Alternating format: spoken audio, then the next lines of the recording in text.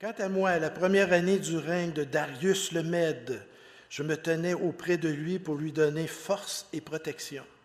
Maintenant, je vais t'annoncer la vérité.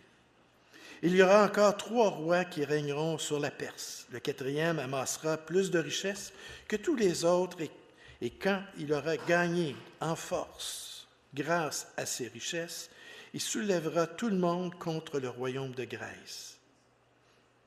Cependant, un roi vaillant se dressera. Il dominera avec une grande puissance et fera ce qu'il voudra. Une fois qu'il sera dressé, son royaume sera brisé et divisé aux 4 coins du ciel. Son royaume n'appartiendra pas à ses descendants et ne sera pas aussi puissant que le sien, car il sera déchiré et passera à d'autres queues. Le roi du Sud deviendra fort, mais un de ses chefs sera plus fort que lui et exercera sa propre domination, une domination puissante. Au bout de quelques années, ils concluront une alliance et la fille du roi du Sud s'unira au roi du Nord pour concrétiser leur accord. Mais elle ne tiendra pas le coup et ni lui ni son armée ne pourront résister. Elle sera cédée avec eux et ils l'auront amenée avec son père et avec celui qui aura été son soutien à cette époque-là. Un rejeton de même racine qu'elle se dressera à sa place. Il viendra attaquer l'armée du roi du Nord et pénétrera dans sa forteresse. Il interviendra contre eux et deviendra puissant. Il enlèvera même et transportera en Égypte leurs dieux et leurs idoles en métal fondu, ainsi que leurs objets précieux en argent et en or. Puis, il restera quelques années à distance du roi du Nord.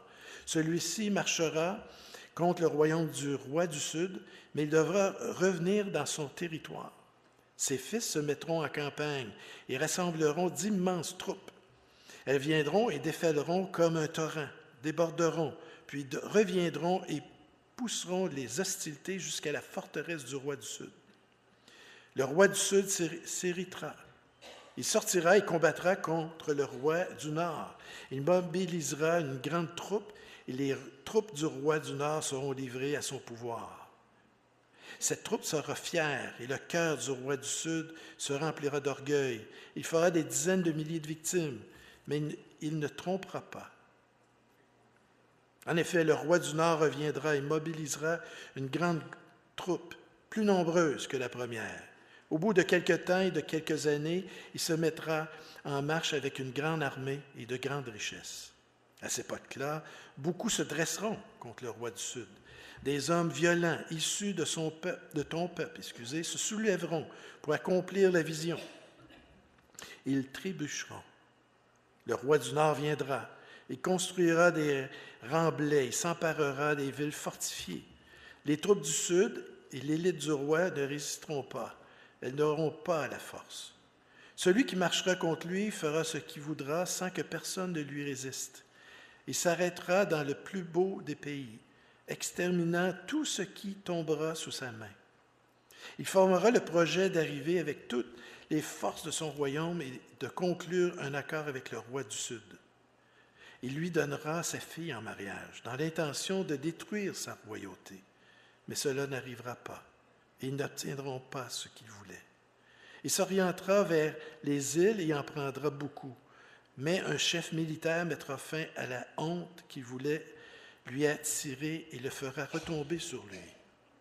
Il se dirigera ensuite vers les forteresses de son pays, où il trébuchera et tombera, et on ne le trouvera plus. Celui qui le remplacera fera venir un oppresseur dans la plus belle partie du royaume, mais il sera brisé en quelques jours, et il ne sera ni par la colère, ni par la guerre. Un homme méprisé prendra sa place sans qu'on lui ait donné la dignité royale. Il arrivera dans une période de tranquillité et s'emparera du royaume grâce à des intrigues. Les troupes qui déferleront comme un torrent seront submergées devant lui et brisées, de même que les chefs de l'Alliance. Une fois qu'on se sera rallié à lui, il recourra à la tromperie. Il se mettra en marche et aura le dessus avec peu de monde. Il pénétrera en toute tranquillité dans les endroits les plus fertiles de la province. Il fera ce qui n'avait pas fait ses prédécesseurs ni ses ancêtres. Il distribuera le butin et les biens et les richesses. Il formera des plans contre les forteresses, et cela pendant un certain temps. À la tête d'une grande armée, il déploiera sa force et son courage contre le roi du Sud.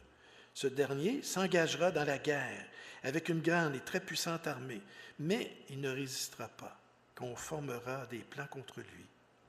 Ceux qui mangeront des plats servis à sa table causera sa perte. Son armée se dissoudra et les morts tomberont en grand nombre.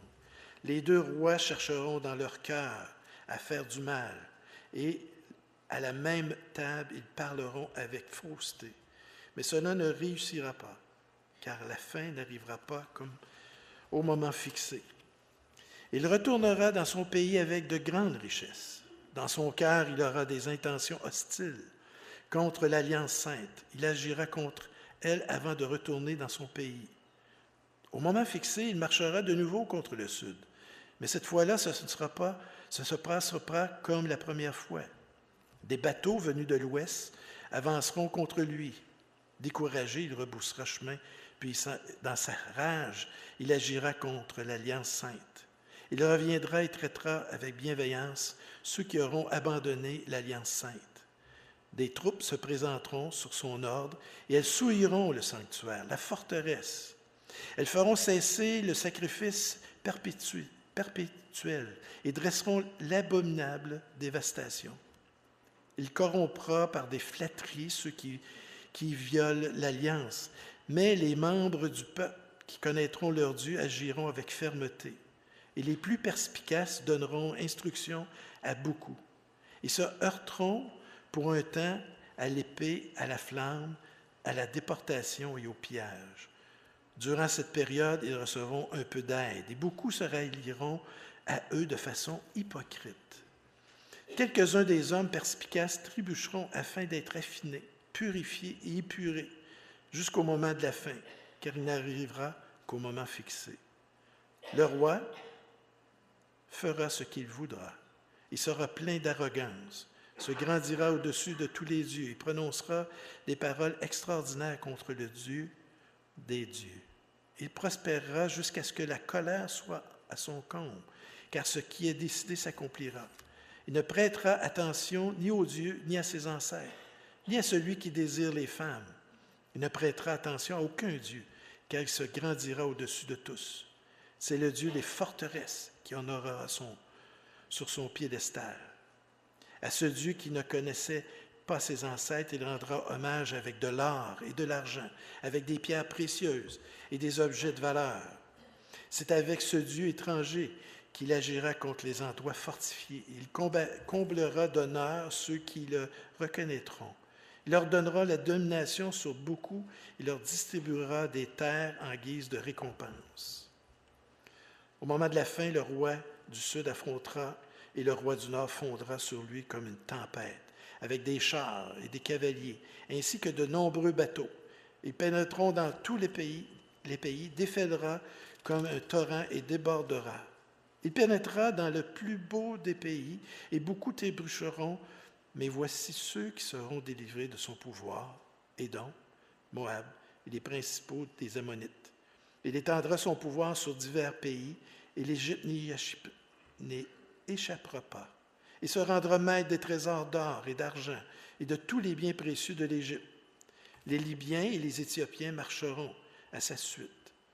De nouvelles de l'Est et du Nord le troubleront et il partira dans une grande colère, détruire et exterminer beaucoup d'hommes et dressera les tentes de son palais entre les mers, vers la glorieuse et sainte montagne.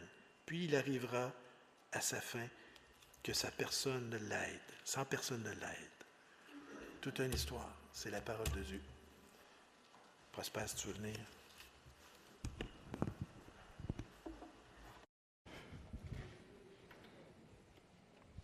Merci Marc-André. Bonjour. Vous allez bien? Moi aussi je vais bien. J'aurais aimé aller mieux aujourd'hui parce que hier le Canadien nous a fait faux bond. Aïe, aïe, aïe. En tout cas, on a le 7e match pour passer cette étape. Nous venons de lire un texte long, et moi j'ai un gros défi. Mon défi, c'est de parler de guerre, de conflit, d'intrigue à un peuple qui n'aime pas la guerre. Un peuple qui veut vivre tranquillement. Un peuple qui n'aime même pas les chicanes. Mais, de temps en temps, il faut en entendre parler. Parce que ce qui se passe a été décidé depuis très longtemps. Quand Dieu nous a donné des consignes dans le jardin d'Éden déjà, et que nous avons refusé d'écouter. C'est ça qui nous amène aujourd'hui dans tous ces bouleversements. Je ne sais pas sous quel angle parler de ce sujet qui parle des guerres, de la fin des temps, de l'Antichrist. Mais dans notre voyage ce matin, on va essayer. Étienne, ok. C'est bien. Rester fidèle dans les temps troublés. L'objectif du texte aujourd'hui, c'est ça. Que nous, les chrétiens, nous puissions rester fidèles même quand les temps sont troublés. Comment comprendre les temps à venir et tenir ferme, même quand c'est difficile. Le livre de Daniel est l'un des livres les plus fascinants et les plus importants de l'Ancien Testament. À cause de ses prédictions précises, des prophéties sur les temps de la fin, mais aussi de ses prophéties sur les temps messianiques. Daniel en a parlé aussi. Ésaïe en a parlé beaucoup des temps messianiques, mais Daniel aussi en a parlé. On parle des temps messianiques, des prophéties messianiques, notamment les prophéties qui concernent Jésus, qui est le Messie. Le Messie, c'est-à-dire loin, celui qui est loin pour sauver le monde. Le livre de Daniel nous encourage et nous guide à adorer le seul vrai Dieu et à nous éloigner des religions du monde qui s'opposent à Dieu. C'est la raison pour laquelle ce livre a été abondamment critiqué par des savants qu'on appelle les libéraux, c'est-à-dire ceux qui foncièrement ne croient pas en Dieu, mais qui travaillent quand même sur les textes anciens, les textes bibliques aussi, à tel point que un chercheur biblique du nom de Sir Robert Anderson a dit que le livre de Daniel, c'est le livre qu'on doit rebaptiser et l'appeler Daniel dans la fosse aux critiques. Vous voyez le jeu de mots? Dans Daniel dans la fosse aux lions, il faut que ce livre, on l'appelle Daniel dans la fosse aux critiques. Les critiques étaient tellement virulentes contre ce livre parce que ce livre a fait des prédictions qui étaient tellement justes, même dans les détails.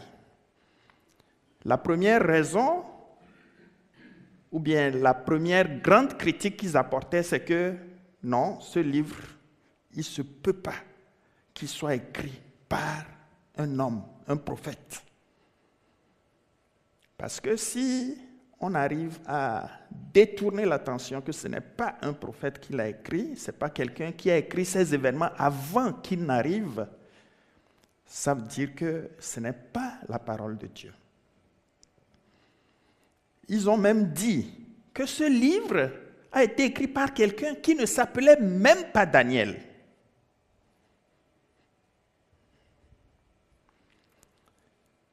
Ce que je suis en train de dire, vous pouvez le vérifier aussi, mais c'est des choses qui se sont faites au cours des siècles.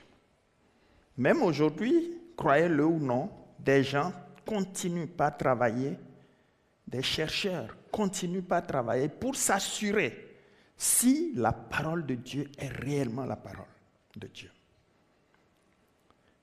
Ils vont faire des recherches archéologiques pour vérifier si les textes tels qu'ils sont écrits, les lieux qui ont été cités, est-ce que si on fait les fouilles archéologiques, on peut retrouver cela? C'est un travail de spécialiste, un travail de détail, mais les gens le font. Mais toutes ces critiques s'appuient aussi sur des arguments linguistiques. Le texte a été écrit avec des mots précis et eux, ils estiment que ces mots qui ont été utilisés n'étaient pas en vigueur au moment où on pensait que le livre de Daniel a été écrit. Au passage, les plus vieux manuscrits de Daniel qu'on a retrouvés datent de 530 à 540 avant la naissance de Jésus. Quand on donne les dates, il faut qu'on précise. Si on ne précise rien, c'est après. Si on dit nous sommes en 2026, c'est 2026 après la naissance de Jésus. Mais avant que Jésus ne naisse, on comptait aussi le temps. Le calendrier n'était pas aussi affiné comme on le voit aujourd'hui avec 365 jours et un quart. Le nombre de jours dans l'année n'était pas le même, mais avant, on comptait aussi le temps. Mais aujourd'hui, le seul moyen de vérifier, c'est quand on trouve des manuscrits, on a des techniques pour dater ces manuscrits-là, pour voir quand est-ce que cela a été écrit. Et les plus vieux manuscrits datent de 530 à 540 avant. Et quand on fait la correspondance avec l'existence du royaume perse, où Daniel a été un des plus grands dirigeants, on voit à peu près que c'est ça. Les libéraux ont même dit que celui qui a écrit le livre de Daniel, il l'a écrit dans la période de 160 à 170 avant la naissance de Jésus. En disant cela, c'est que tous les événements dont Daniel a parlé étaient passés avant. Donc c'est comme quelqu'un qui faisait de l'histoire.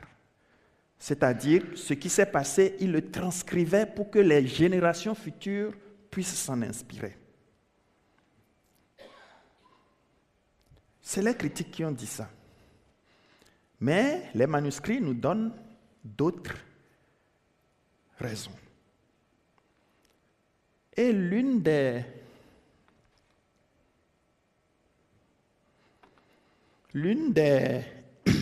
raisons les plus solides que nous avons aujourd'hui, nous, je parle de nous les profanes, mais les spécialistes, ils ont d'autres raisons. L'une des raisons les plus solides, c'est quand Jésus lui-même a cité le livre de Daniel. Jésus a cité le livre de Daniel dans Matthieu chapitre 24, verset 15. Non seulement il a cité le livre de Daniel, mais il a donné le nom du prophète. Jésus, c'est qui? Au commencement était la parole était avec Dieu et la parole était Dieu. Donc en réalité, ce que Daniel a dit, ce que Daniel a reçu comme prophétie, venait de la parole de Dieu, la parole de Dieu étant Jésus, et quand il est venu sur cette terre, il a confirmé ce qu'il a dit à Daniel par l'intermédiaire de l'ange Michael. Donc sur cette base, nous, chrétiens, non spécialistes, nous pouvons dire que le livre de Daniel, c'est un livre que nous acceptons. Et ce que le livre de Daniel dit, nous allons l'écouter.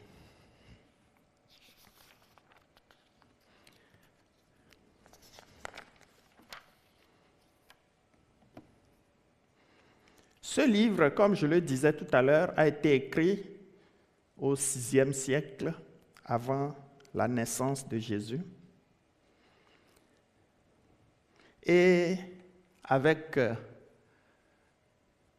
cette parole de Jésus, nous sommes aujourd'hui dans une position de dire que ce livre est un livre qui vient de Dieu. Je pourrais dire que comme Daniel est sorti indemne de la fosse au lion, son livre est sorti aussi indemne de la fosse aux critiques. Mais les recherches continuent et ça continuera jusqu'à ce que le Seigneur revienne. Le livre de Daniel a été écrit dans un contexte d'exil, l'exil du peuple d'Israël à Babylone. Daniel a reçu des messages, des prophéties, au moment où il était au service du roi de Perse. L'ange qui lui a transmis ces prophéties, c'est l'ange Michael. Et à cette période, ou à cette époque-là, la façon que Dieu utilisait pour parler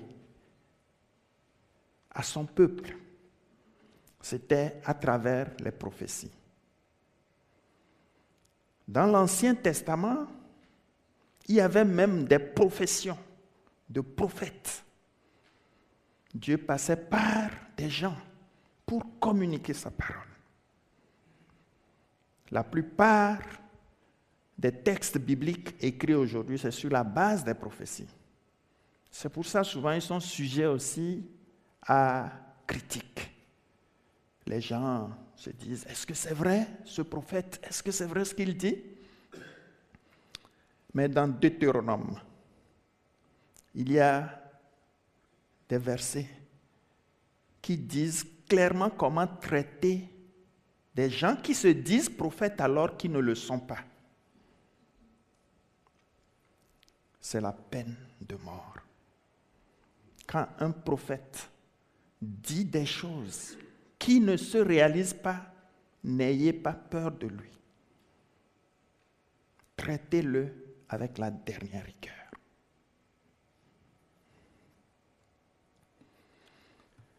Dans le texte d'aujourd'hui, Daniel nous parle des royaumes humains qui vont se former et qui vont disparaître. Des conflits politiques entre différents royaumes, des intrigues, des trahisons, mais aussi des prophéties concernant la fin des temps. Ce livre, ou bien ce chapitre de Daniel 11, il faut dire une chose.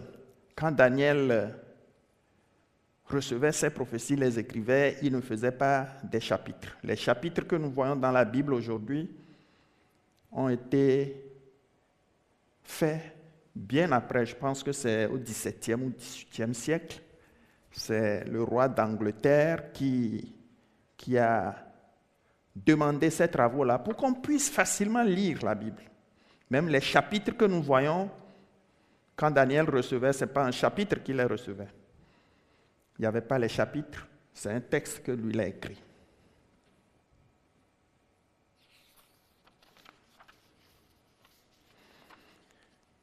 Mais ce que Daniel dit, ou ce que Daniel a dit, ce que nous avons entendu aujourd'hui, la plupart, c'est déjà réalisé. C'est pour ça, déjà, avant même la naissance de Jésus, les gens se sont dit, il ne se peut pas que Daniel ait dit ces choses et qui se sont réalisées. Quand Daniel recevait la prophétie, il était encore un des plus hauts fonctionnaires du royaume perse. Nous savons comment Daniel est arrivé là-bas. Le roi de Babylone est venu, il a fait la guerre à Israël, il a détruit la ville d'Israël, il a capturé des gens qu'il a amenés en exil chez lui. Mais quand ils sont arrivés, il a demandé qu'on trouve des jeunes intelligents qui vont être formés pour servir la royauté. Daniel était parmi eux. Donc c'est comme ça que Daniel s'est retrouvé à la tête de ce pays. Et les rois qui ont succédé Nebuchadnezzar, ils portent souvent le même nom parce que souvent c'est une dynastie. Les rois qui se sont succédés après ont gardé Daniel parce que sûrement qu'ils ont vu en lui une compétence particulière. Donc, ces histoires, pour la plupart, se sont déjà réalisées. Si aujourd'hui, on nous parle de la Deuxième Guerre mondiale, la plupart d'entre nous savons de quoi on parle. Pourquoi? Parce que la Deuxième Guerre mondiale a eu lieu il n'y a même pas 100 ans. La plupart d'entre nous l'avons étudiée à l'école. Si on nous parle du Moyen-Âge, ça va commencer par s'amenuiser parce qu'on n'a pas eu le temps d'étudier ça. Et puis, ça s'est passé tellement longtemps qu'il faut que ce soit des spécialistes qui s'en occupent. Mais dans 500 ans, avec tout ce qui se passe, quand on va commencer par parler de la Deuxième Guerre mondiale, vous et moi, dans 500 ans, nous ne serons plus ici. Je veux bien être là, mais c'est pas ce que Dieu a prévu. Donc, dans 500 ans, quand on parle là de la Deuxième Guerre mondiale, beaucoup de gens vont dire, c'est quoi ça? Peut-être qu'il y a eu une troisième, quatrième, cinquième guerre mondiale, je n'en sais rien. Pourquoi je dis ça? Parce que on va parler de l'histoire de l'Antiquité. Quelque chose qui s'est passé il y a 1000 ans, 500 ans, avant la naissance de Jésus. Quand Jésus est né, il y a eu beaucoup d'événements pendant 2000 ans. Pour aller étudier ce qui s'est passé avant, il faut vraiment que ce soit quelqu'un qui soit vraiment motivé. Il faut qu'il soit un spécialiste de la question. C'est pour ça ce que nous allons dire ce matin, pour beaucoup, c'est quoi ça? Quand on parle de Cléopâtre, c'est quoi? Quand on parle d'Antiochus, c'est qui? C'est les spécialistes qui le savent. Je n'en suis pas un. J'ai consulté des ressources pour pouvoir parler de ça aujourd'hui. Mais avant d'aller plus loin, pourquoi Dieu utilise la prophétie? Pourquoi? Il faut dire d'entrée que la prophétie, ce n'est pas forcément ou seulement la prédiction de l'avenir. Même si la plupart des prophéties prédisent l'avenir, on parle de prophétie aussi quand ce n'est pas pour prédire l'avenir, mais pour parler du présent. Mais l'objectif, c'est que Dieu, dans son infinie bonté, a prévu de nous révéler de temps en temps des choses à venir.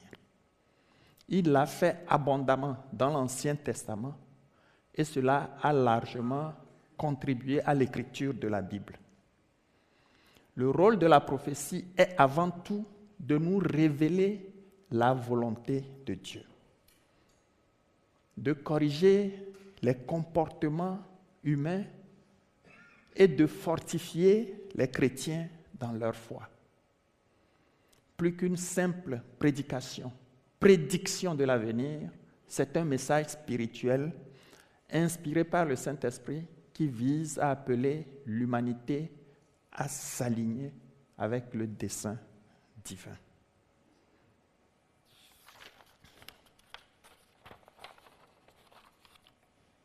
Donc, les prophéties que Daniel a reçues avaient pour objectif de prédire l'avenir, mais surtout d'aider les chrétiens à connaître le seul vrai Dieu. Nous ne pouvons pas passer en revue tous les versets ou tout ce que Daniel a dit dans le chapitre 11. Mais nous allons prendre juste 2 faits. Un premier fait est rapporté dans les 3 premiers versets.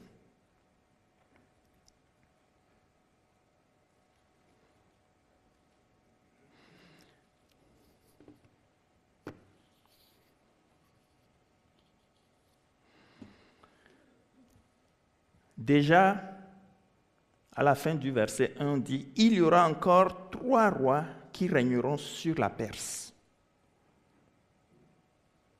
Le 4e amassera plus de richesses que tous les autres, et quand il aura gagné en force grâce à ses richesses, il soulèvera le monde contre le royaume grec. »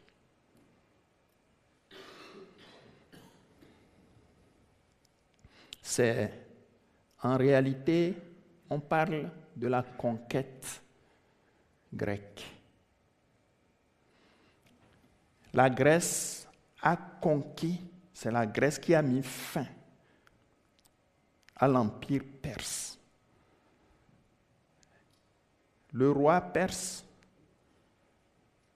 est devenu, ou le 4e roi, au moment où Daniel a fait sa prédiction. Il y a eu 3 autres. Je pense que Daniel est peut-être déjà décédé. Mais ça a commencé dans les années 480, avant la naissance de Jésus. Le livre a été écrit 530 avant 480, même moins de 100 ans avant, on a commencé par voir les résultats. La conquête ou la disparition de l'Empire perse, c'est le roi perse qui a commencé à aller attaquer l'Empire grec. Et l'Empire grec, en répondant, a conduit à la disparition de l'Empire perse. Ça, c'est les faits historiques.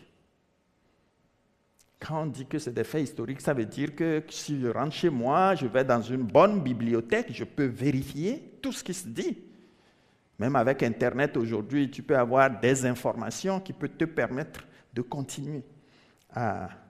Et le roi qui dirigeait à l'époque cette conquête grecque, c'était Alexandre le Grand. Je pense que ce nom, vous l'avez entendu. Alexandre le Grand. Il y en a même qui ont donné ce nom à leurs enfants, Alexandre. Parce que c'était un vaillant militaire. Alexandre le Grand était décédé à l'âge de 33 ans. Mais vous imaginez ce qu'il a fait. Tout le royaume qu'il a conquis. Je pense que tu peux nous aider, il y a une carte. Tout le royaume en rouge, c'était le royaume d'Alexandre le Grand. Et les routes qu'il a tracées pour pouvoir sillonner toute cette région. Ça quittait la Macédoine jusqu'aux Indes. Et du sud au nord, on avait l'Égypte jusqu'en Syrie. Ça veut dire que l'État d'Israël était en plein dans ce royaume.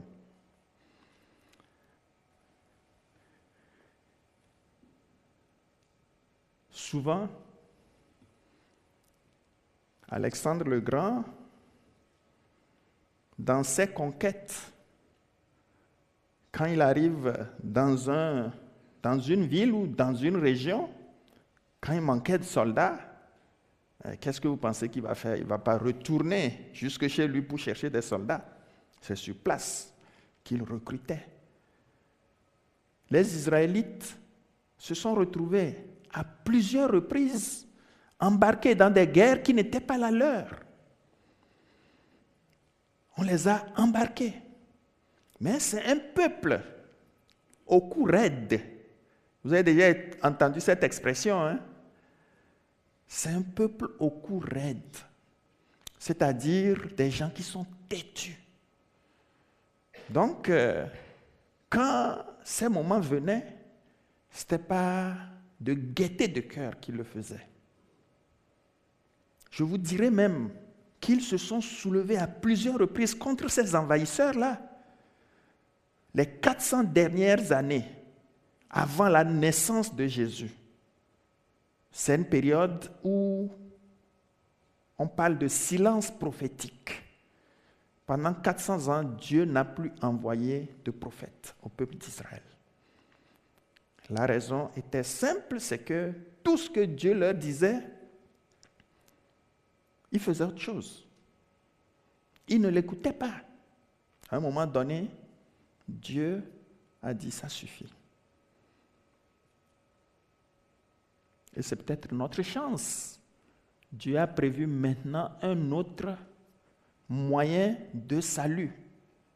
Il dit, si je parle à un seul peuple et il ne m'écoute pas, il n'arrive pas à respecter mes consignes, je vais, parce que j'aime l'humanité, j'aime l'humain, j'aime ma créature, trouver un autre moyen. Cet autre moyen, c'est le salut en Jésus. Pendant 400 années, silence total. À tel point que le peuple d'Israël était arrivé à un moment où il ne comprenait plus rien. Ils continuaient leur adoration, mais il n'y avait plus de prophètes. Et un beau jour, Jean-Baptiste est apparu. Même avant Jean-Baptiste, l'ange a parlé à Zacharie pour lui annoncer que Jean-Baptiste va naître. Après, l'ange est revenu voir Marie pour lui dire, la Vierge va enfanter. Mais ça a été déjà prédit dans Ésaïe, 800 ans avant la naissance de Jésus. Ça avait déjà été prédit. C'est pour ça Ésaïe et Daniel, les libéraux n'aiment pas ces livres. Parce que ça ne peut pas être vraiment Dieu pour eux.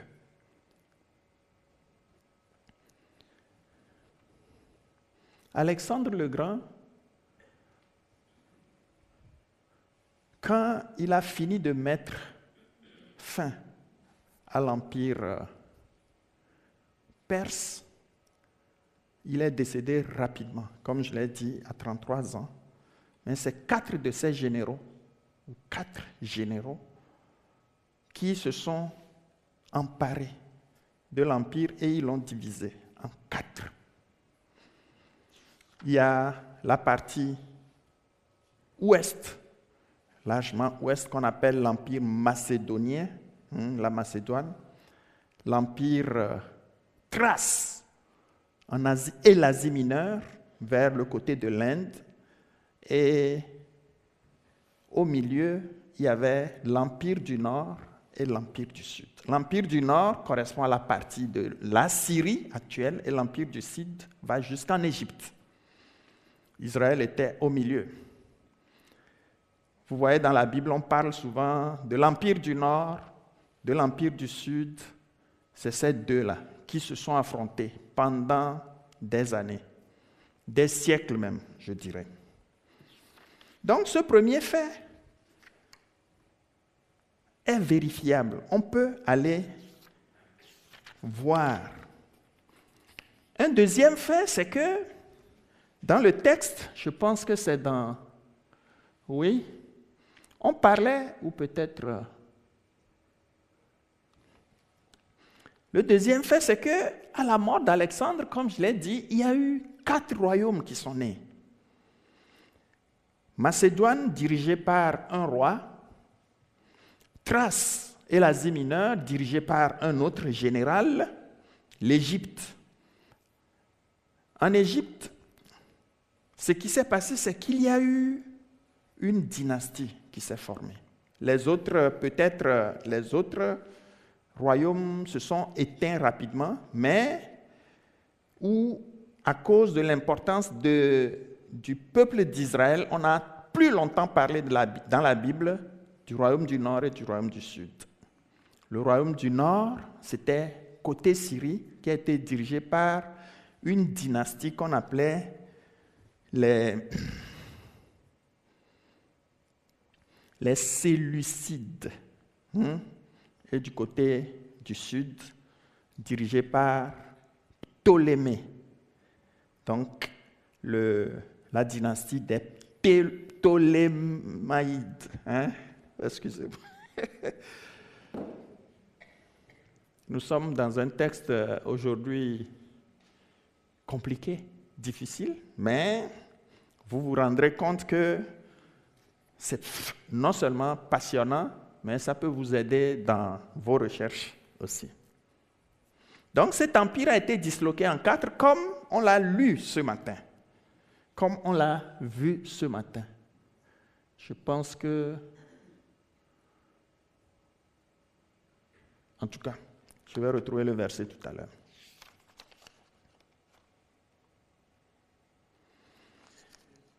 Mais le peuple d'Israël constituait l'objectif pour lequel Dieu faisait toutes ces prophéties-là. C'est le peuple d'Israël. C'est son peuple qui le concernait. Aujourd'hui, nous sommes le peuple de Dieu. Aujourd'hui, celui qui a accepté Jésus et qui fait de Jésus son maître et son Seigneur devient automatiquement, et c'est Paul qui l'a dit dans Romains, le peuple de Dieu. Ça veut dire que ce qui a été adressé au peuple d'Israël, qui dans l'Ancien Testament était l'unique peuple de Dieu, ce qui lui a été dit est valable pour nous aujourd'hui.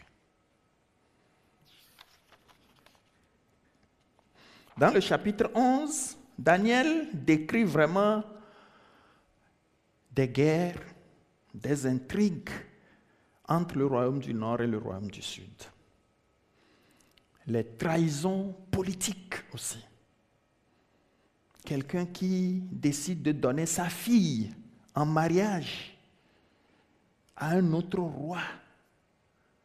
Normalement, c'était des pratiques courantes dans le Proche-Orient ancien. Quand il y a une guerre entre deux peuples, parfois pour pouvoir mettre fin à ces guerres, on décide de faire de l'autre son allié. La meilleure façon de faire de lui son allié, c'est de lui donner sa fille en mariage. Et là, tu as tes petits-enfants de l'autre côté. Donc tu ne peux plus aller faire la guerre à ta propre famille. C'était intelligent, il faut le reconnaître. Mais ce roi, lui, il a décidé de le faire avec comme arrière-pensée que sa fille devienne une espionne pour lui donner des informations pour que lui, il aille attaquer.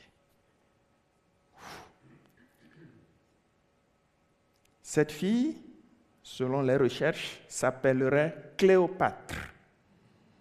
Vous avez déjà entendu ce nom aussi, ceux qui peut-être à l'école, Cléopâtre, c'était la fille du roi d'Égypte. C'est possible que ce soit un nom dynastique aussi, c'est-à-dire toutes les filles en âge ou bien s'appelleraient Cléopâtre, je n'en sais rien. Mais quand cette fille est arrivée, elle a commencé par aimer ce roi. Ce que je dis, c'est vérifiable. Elle a commencé par aimer ce roi à tel point qu'elle n'a plus suivi les consignes que son père lui aurait données. Daniel en a parlé, les historiens en ont parlé, à tel point que les critiques se sont dit non, Daniel, il connaît l'histoire avant d'écrire. Donc ça ne peut pas être Daniel qui a dirigé la Perse. C'est un autre Daniel qui est apparu dans les années 1160 avant la naissance de Jésus.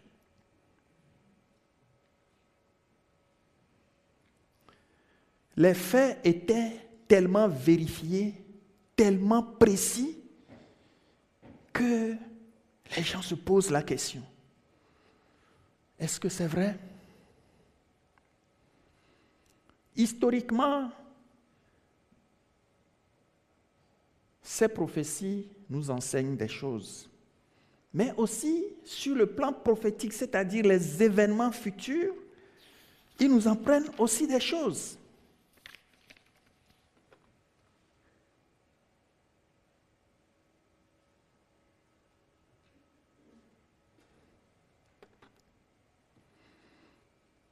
Ils nous apprennent en grande partie que les royaumes humains sont instables et limités. Nous pensons, et nous, les chrétiens, nous savons une chose, c'est que nous ne sommes pas les citoyens de ce monde. Parce que notre demeure est avec Dieu. Ces prophéties nous ont appris aussi comment certains rois arrivent au pouvoir et comment ils disparaissent. Comment les alliances entre les États sont fragiles. Comment les conflits dans ce monde sont constants.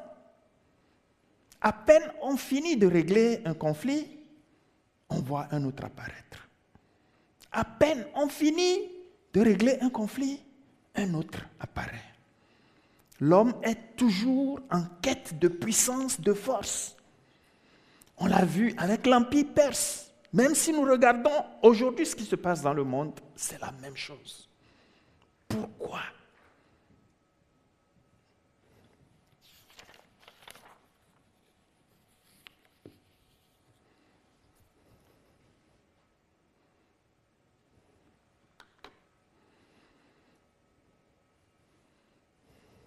Pourquoi la Bible insiste-t-elle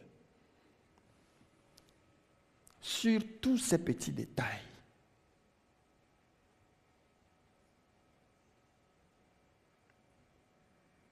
La question que nous devons nous poser est celle-là. Aujourd'hui, pour la plupart d'entre nous, c'est des détails trop lointains. Vendredi, dans notre groupe Connexion, j'ai proposé de parler de ce message avec les autres membres du groupe. Mais pour la plupart, Daniel, le livre de Daniel même, ils ne l'ont jamais lu.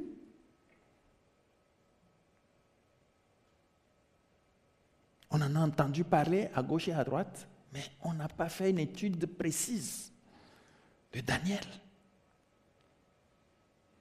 Non seulement c'est un livre rébarbatif, compliqué, mais il parle des choses que, pour la plupart d'entre nous, ça ne nous dit rien. Dans 200, 300 ans, si le Seigneur n'est pas revenu, les gens qui vivront, quand on parlera de Daniel, ça ne leur dira pas grand-chose. Mais nous voulons, avec ceci, montrer à quel point Dieu est maître absolu de l'histoire, avant même que cette histoire n'arrive.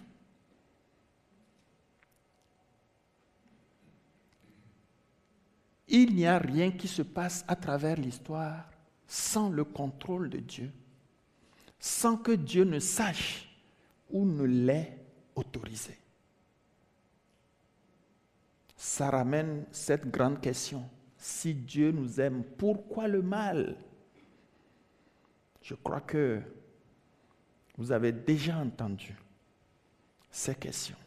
Si Dieu est vraiment Dieu, pourquoi le mal? Pourquoi tant de souffrance?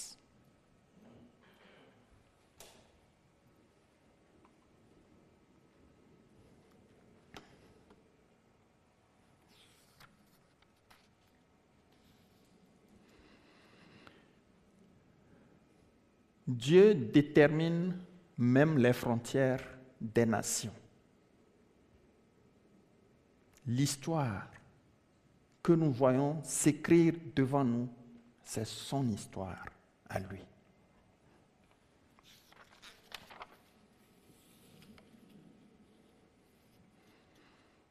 Pourquoi tant de souffrance dans ce monde? Quel est l'objectif de la souffrance? D'abord, nous devons comprendre une chose. La souffrance est venue dans ce monde parce que nous l'avons voulu. Je suis désolé, quelqu'un m'a dit une fois, si moi j'étais Adam, je n'allais pas. Je dis oui. Tu peux dire ça a posteriori. Mais je crois que si tu étais là-bas, même quand Dieu finit de parler, avant qu'il ne parte, toi tu aurais déjà pris la pomme ou le fruit de la connaissance du bien et du mal.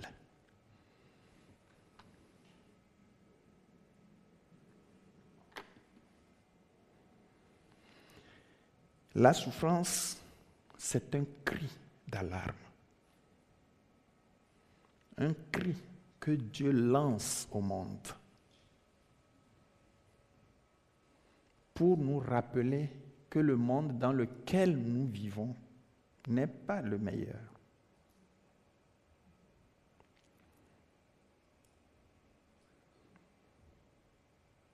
Aujourd'hui, nous voyons beaucoup de souffrances dans certaines parties du globe.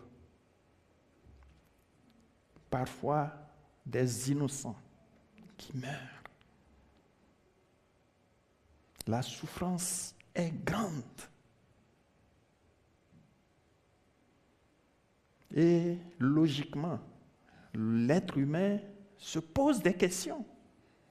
Dieu nous aime, pourquoi autorise-t-il cela? Nous avons vu que tout est sous son contrôle.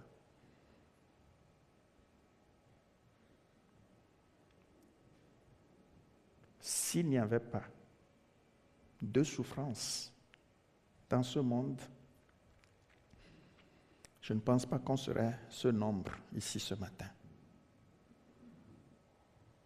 Beaucoup ne chercheraient même pas à connaître Dieu. Vous savez, souvent, c'est au travers de la souffrance qu'on se pose des questions, les vraies questions, sur sa personnalité, son âme. Pas forcément que tu aies toi-même vécu ces souffrances, mais en voyant certaines souffrances.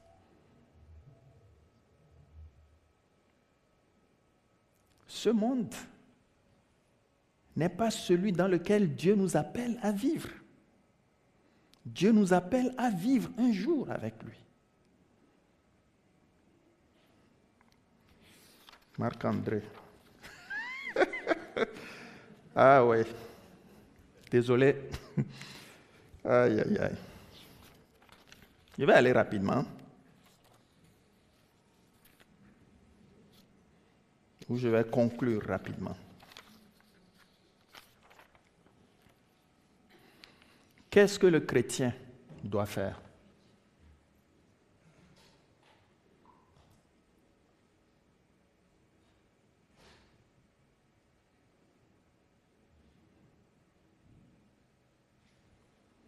Qu'est-ce que le chrétien doit faire aujourd'hui? D'abord, le chrétien doit chercher à connaître, ou l'homme doit chercher à connaître Dieu personnellement. Romains 10, 9 à 10 nous dit, si tu reconnais publiquement de ta bouche que Jésus est le Seigneur, et si tu crois dans ton cœur que Dieu l'a ressuscité d'entre les morts, tu seras sauvé. En effet, c'est avec le cœur que l'on croit et parvient à la justice, et c'est avec la bouche que l'on affirme une conviction et parvient au salut. Nous devons rester fermes dans notre foi. C'est pourquoi prenez toutes les armes de Dieu afin de pouvoir résister dans les jours mauvais et tenir ferme après avoir tout surmonté. Ne pas céder à la peur malgré les difficultés. Jean 16, 33, je vous ai dit cela afin que vous ayez la paix en moi. Vous aurez à souffrir dans le monde, mais prenez courage, moi j'ai vaincu le monde. Vivre dans la sainteté. Au contraire, puisque celui qui vous a appelé est saint, vous aussi soyez saints dans toute votre conduite. Témoignez autour de nous. Daniel même le dit, ceux qui auront été perspicaces brilleront comme la splendeur du ciel, et ceux qui auront enseigné la justice à beaucoup brilleront comme des étoiles pour toujours et à perpétuité. Persévérer malgré les difficultés, oui, vous avez besoin de persévérance pour accomplir la volonté de Dieu et obtenir ainsi ce qui vous est promis.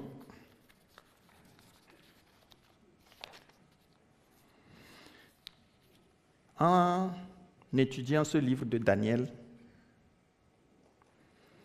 nous avons vu que l'histoire est sous le contrôle de Dieu. Le mal a une limite. Nous voyons aussi que si nous restons fidèles à Dieu, nous serons récompensés par une vie éternelle, vraie et réelle. À travers ce texte de Daniel, j'aimerais juste vous encourager sur la voie que vous avez choisi d'être des disciples de Jésus. Pas pour être des spécialistes de Daniel ou de quelque autre livre, mais rester fidèles. Je vous remercie et bonne fin de journée.